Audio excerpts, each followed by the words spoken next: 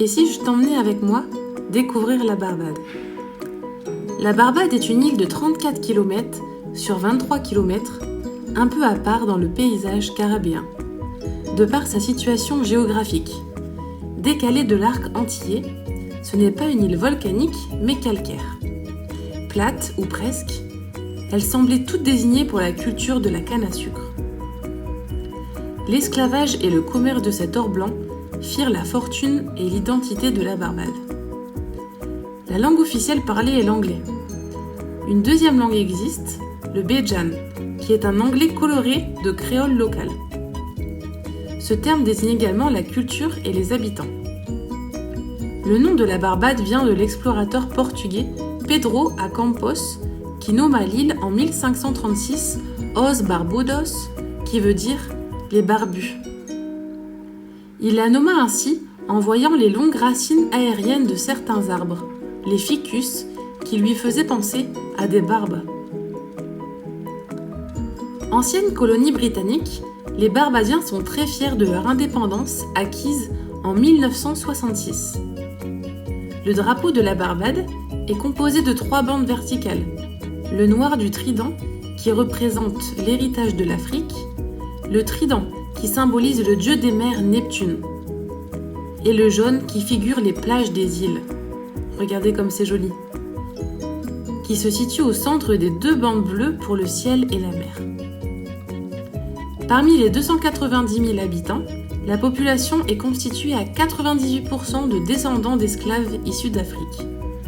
Les 2% restants se répartissent entre des descendants de familles britanniques et des immigrés d'Inde, de Chine, d'Europe de l'Ouest et d'Amérique du Nord.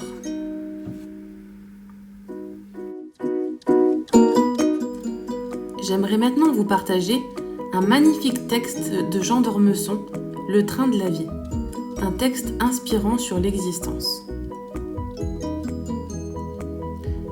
Le train de ma vie. À la naissance, on monte dans le train et on rencontre nos parents.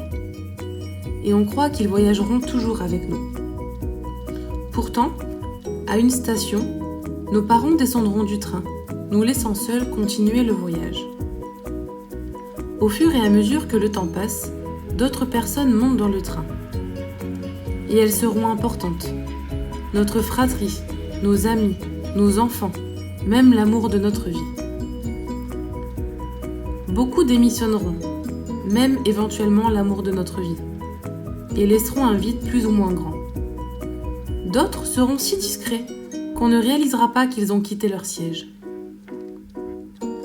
Ce voyage en train sera plein de joie, de peine, d'attente, de bonjour, d'au revoir et d'adieu. Le succès est d'avoir de bonnes relations avec tous les passagers pourvu qu'on donne le meilleur de nous-mêmes. On ne sait pas à quelle station nous descendrons, donc vivons, heureux, aimons et pardonnons. Il est important de le faire, car lorsque nous descendrons du train, nous ne devrons laisser que de beaux souvenirs à ceux qui continueront leur voyage.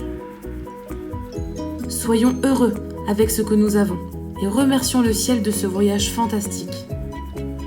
Aussi, merci d'être l'un des passagers de mon train.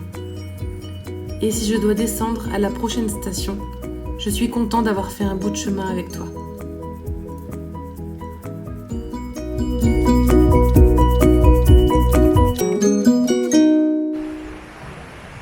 Alors, ça t'a plu?